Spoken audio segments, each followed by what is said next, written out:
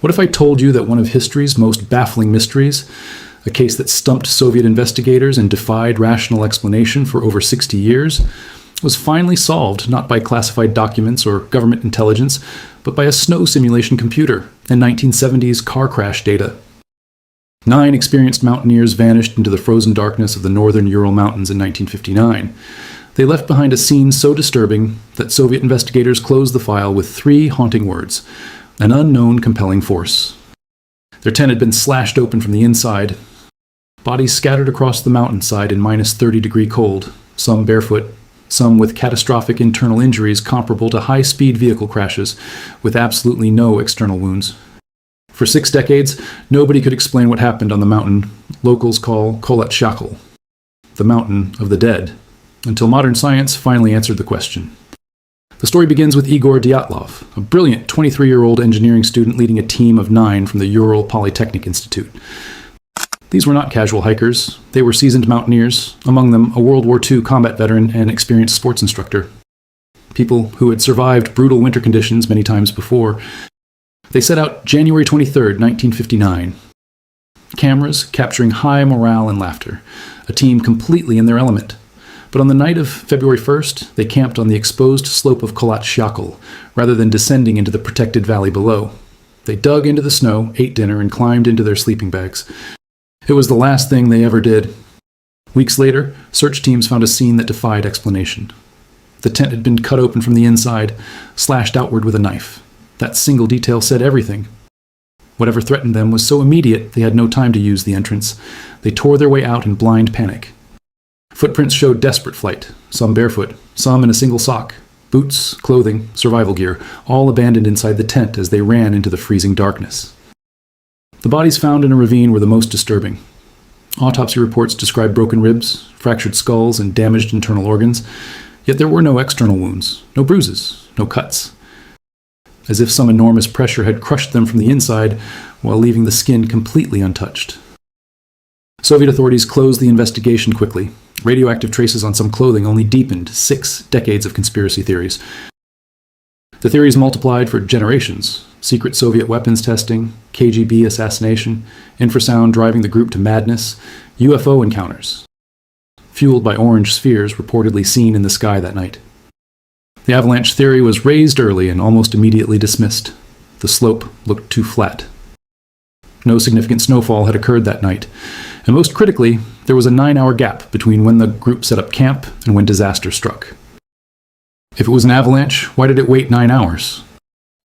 That question defeated every investigator who tried to answer it, until Alexander Puzrin of ETH Zurich and Yuan Gum of EPFL in Lausanne applied modern science to a 60-year-old mystery. Puzrin was a geotechnical engineer. Game led a snow avalanche simulation laboratory. They began by demolishing the slope-too-flat argument. Complex mountain terrain looks far gentler than its actual angle.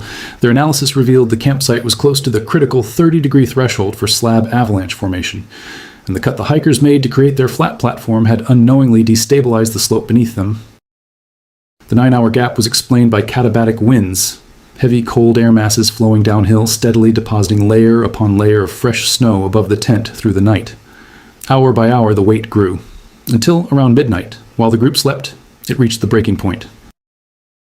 But this wasn't a typical avalanche. It was something far more rare and stealthy, a slab avalanche, a dense compacted slab of snow approximately 5 meters long, roughly the size of an SUV, broke loose and dropped silently onto the tent. That explained why no avalanche scar was found. The relatively small slab was quickly buried by fresh snowfall before rescue teams arrived. But how could snow produce injuries that Soviet doctors compared to high-speed car crashes? The answer came from an unexpected source: 1970s vehicle crash safety testing data. Automotive companies had developed detailed models of how different impacts affect human bones and organs against different surfaces. When Puzrin and Gome applied this data to the Dyatlov case, the match was eerily precise. The critical detail? The hikers had laid their sleeping bags on top of their skis to insulate themselves from the frozen ground. This created an extremely hard, rigid surface directly beneath their bodies. When the computer simulation ran, a heavy, dense slab dropping at speed onto people lying on a rigid surface, the results were stunning. The forces produced exactly the injuries in the autopsy reports: severe chest trauma, skull fractures, internal organ damage. Because snow distributed the impact across the entire body surface, it left little external bruising, while causing catastrophic internal damage. 60 years of mystery, solved by physics. Here is what actually happened in the early hours of February 2nd, 1959. The hikers cut into the slope to create their campsite. A reasonable decision that unknowingly created a lethal trap. Through the night, katabatic winds loaded snow above the tent. Around midnight, the slab released without warning and dropped with tremendous force.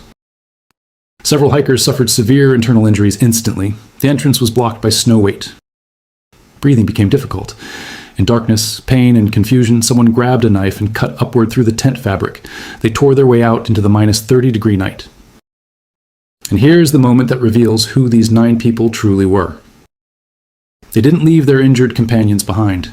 They dragged them out of the wreckage, carried those who couldn't walk, guided those blinded by impact. Their boots and clothing were buried in the collapsed tent. Their only option was to reach the tree line below. Moving through knee-deep snow, half-dressed, some barefoot, some in agony from internal injuries, they moved together. At the cedar tree, they built a fire. But hypothermia steals warmth, then clarity, then consciousness. Some died there.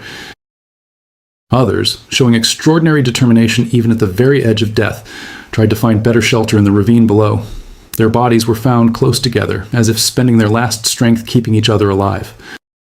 Puzrin and Gum published their findings in a peer-reviewed scientific paper.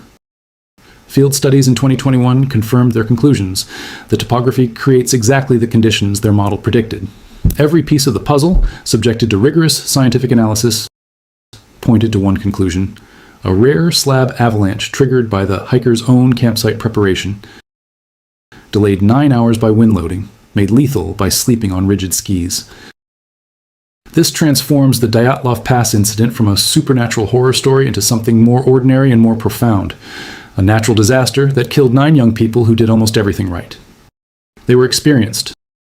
They were skilled. They were prepared.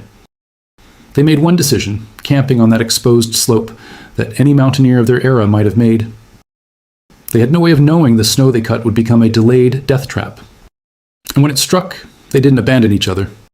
They fought together, dragged each other out, and held on to one another until their final breath. The Mountain of the Dead kept it secret for 60 years. In the end, the answer wasn't mysterious forces or government conspiracies. It was snow, wind, and physics, and 9 extraordinary people who faced nature's most sudden violence with courage, loyalty, and grace. If this story moved you, like and subscribe for more historical mysteries illuminated by modern science.